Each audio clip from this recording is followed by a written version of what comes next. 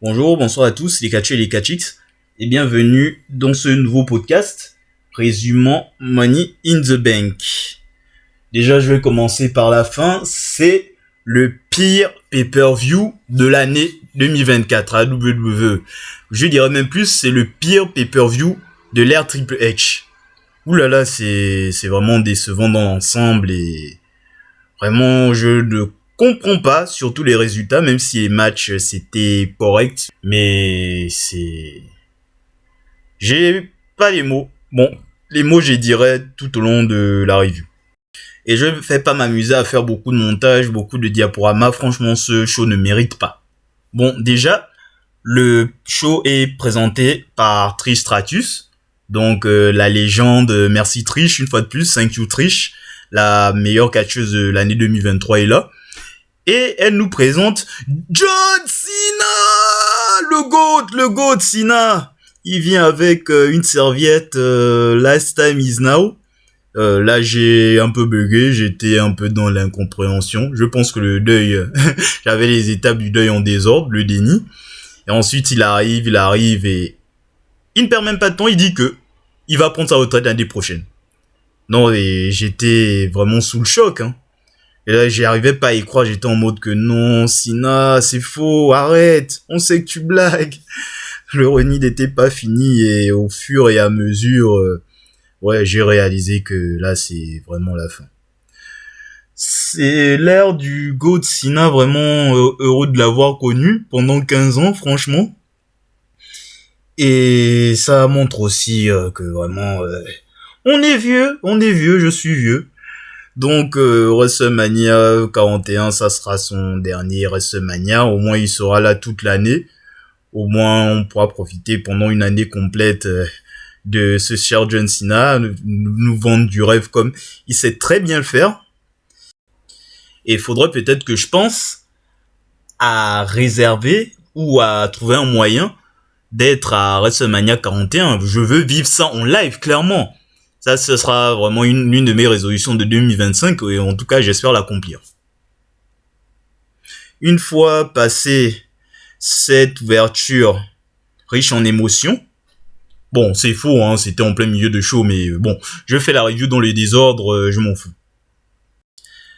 Bon, l'opener, c'était le Money in the Bank masculin, un match qui était plutôt bon, je vais dire, mais je trouve quand même que les différents participants, c'était plutôt scolaire ce qu'ils ont fait en fait. Donc j'ai eu du mal à rentrer dedans et à voir l'impact en fait de ce match. Je retiens plus Chad Gable MVP avec ses spots sur l'échelle, les German suplex, il fait même une suplex à l'échelle, belly to belly over the head à travers l'échelle vers l'extérieur sur Elenas. Jey Uso toujours aussi bon avec ses hits. Il avait même fait la propagande dans les réseaux pour que ça soit lui qui gagne. Mais c'est McIntyre qui remporte la mallette. D'où, comment, pourquoi? Il y en a qui vont me dire que oui, ça fait sens avec la rivalité avec CM Punk. Oui, prévisible ne veut pas dire mauvais. Je suis d'accord, hein. C'est logique, certes, mais ça n'empêche pas que ça reste de la merde. Parce que il y avait 5 autres mecs qui pouvaient détenir la mallette et faire des programmes, proposer quelque chose. On va me dire qu'ils ont déjà des programmes. Mais en quoi ça empêche qu'ils gardent la mallette et qu'ils fassent leur programme de leur côté? Ça, je ne comprends pas.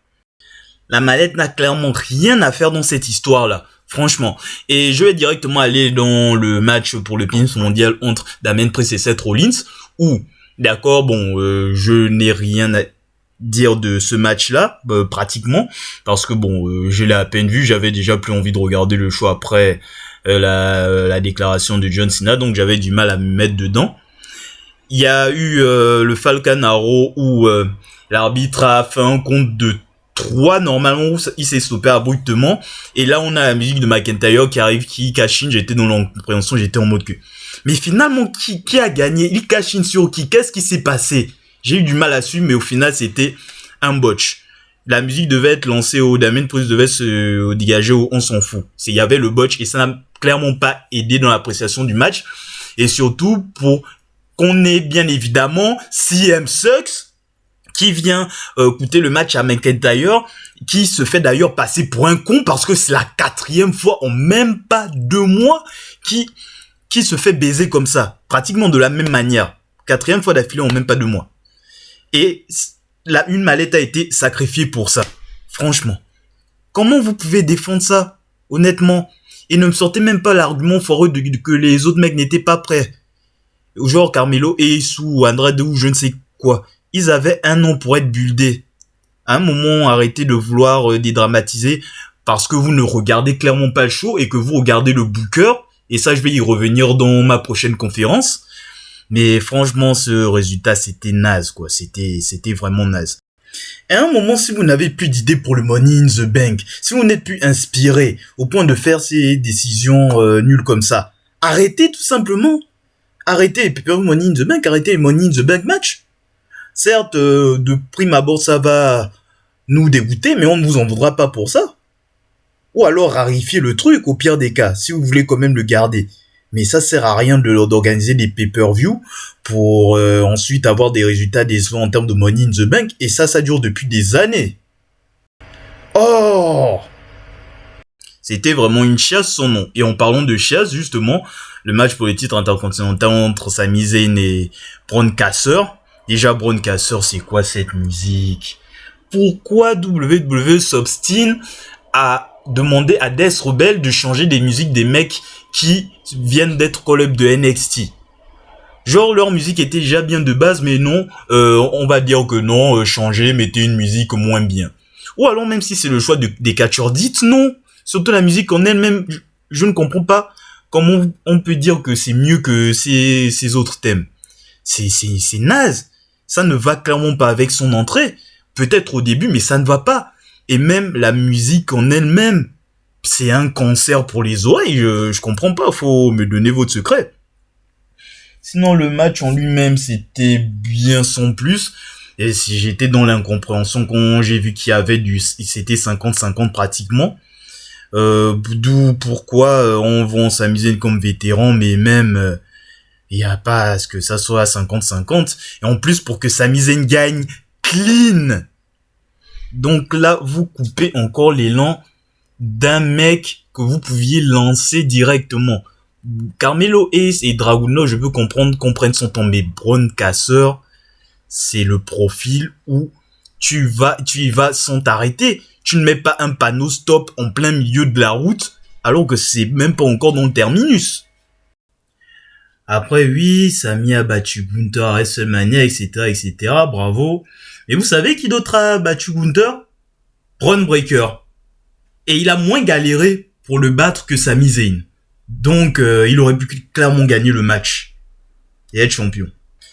Et non, il n'est pas enterré. Ne me faites pas dire ce que j'ai pas dit. Et ne me sortez pas l'argument foireux que, oui, c'est un rookie, Sami Zayn, c'est un vétéran, etc. En fait, tout ce que vous me dites là, c'est que Bron Kasser s'est fait daron par Sami Zayn. Et vous trouvez ça normal. Genre, Bron Kasser, ça aurait pu être un phénomène. Là, il était bien géré jusqu'à présent.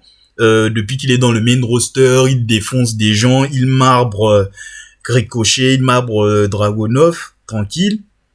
Et là, il perd clean, il se fait mêler comme un petit par Sami Zayn. En plus, Sami Zayn contre Bron Kasser, il a moins galéré que lorsqu'il catchait contre Otis, quoi. C'est dramatique, vraiment. Vous imaginez un peu un Brock Lesnar en 2002, il fait ses débuts, il fracasse tout et tout le monde, et à la finale de King of the Ring, le mec, il perd clean contre Rob Van Dam ou Jeff Hardy. Vous imaginez un peu? Ou bien Goldberg qui perdait sa streak contre Raven pour sa première opportunité pour le titre des États-Unis. Ou bien, si je dois prendre un exemple plus récent, Gunther qui perd clean face à Ricochet. Ben, ces mecs-là n'auraient jamais été les superstars qu'ils sont aujourd'hui si jamais c'était arrivé. Alors, Bron Kasser, faut pas trouver ça normal. Tu ne peux pas le traiter comme un rookie, comme un autre. Justement, le fait qu'il rende spécial Bron Kasser, c'est que justement, c'est parce que c'est lui, c'est parce que c'est lui-même, c'est un bourrin comme on n'en fait plus, un once in a lifetime, qui peut être pushé très vite et très fort en fait. Tu ne vas pas le remettre step one comme ça. Comme là en fait, le mec c'est un rookie comme un autre. Et vous trouvez ça normal que le mec soit un rookie comme un autre? Oui, il a marbré sa misaine le lendemain à Raw. Oui, et vous dites qu'il doit être humble. En quoi il a été humble à Raw? Qu'est-ce que ça change par rapport à ce qu'il fait d'habitude? Comment je suis censé le prendre au sérieux comme un phénomène si le mec a perdu la veille? Pourquoi il n'a pas fait ça à Money in the Bank directement alors? Ça, c'est clairement du foutage de gueule et vous-même vous foutez de votre gueule, hein. Je suis désolé. Moi, à un moment, c'est vraiment merdique ce genre de résultat là. Braun Caster aurait même dû l'exploser. À force de vouloir spammer booking à long terme, booking à long terme, booking à long terme, booking à rallonge, c'est ça ce que c'est. Et à force, tu ne crées rien avec ça. Vouloir faire de la prévisibilité, vouloir faire traîner les trucs, à un moment, tu ne crées rien. Arrêtez vos conneries, à un moment donné. Et en plus, ils ont appliqué ça très bien au Money in the Bank féminin, le meilleur match du show. MVP Chelsea Green. Vraiment, elle m'a vendu du rêve. C'était clairement masterclass qu'elle a fait et aussi les autres nanas.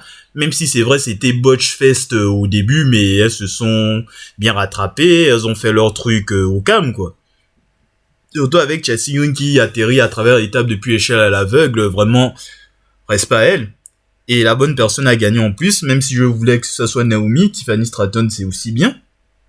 Là au moins elle est lancée, là au moins tu lui donnes l'opportunité d'être quelqu'un de plus haut dans la carte, et c'est ça qu'il faut faire en fait pour certains rookies. Certains rookies de NXT, il faut que tu les balances directement dès qu'ils ont ce facteur X en fait. Tu ne vas pas attendre des mois et attendre que leur hype baisse.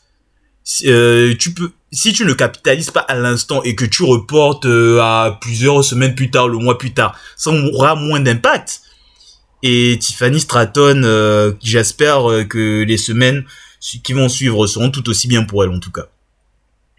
Maintenant, je vais revenir au main event.